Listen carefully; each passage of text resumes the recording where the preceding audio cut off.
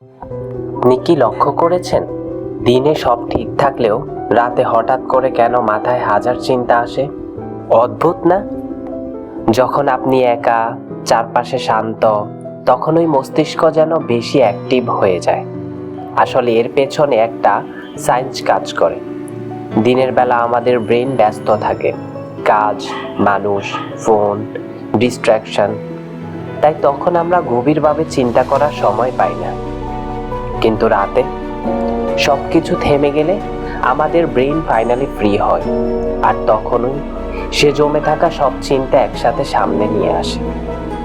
তাই রাত হলেই হঠাৎ পুরনো কথা মনে পড়ে, ভবিষ্যৎ নিয়ে ভয় লাগে, আর মনে হয় আমি কি ঠিক পথে আছি? কিন্তু একটা কথা মনে রাখবেন, রাতে যে চিন্তাগুলো আপনাকে কষ্ট দেয়, সেগুলো সমাধান কখনোই রাতে পাওয়া যায় না। তাই আজ থেকে একটা কাজ করা উচিত, রাতে চিন্তা না করে সকালে উঠে অ্যাকশন নেওয়া। কারণ আপনার ফিউচার আপনার চিন্তায় না, আপনার কাজে তৈরি হয়। Like, comment, and subscribe.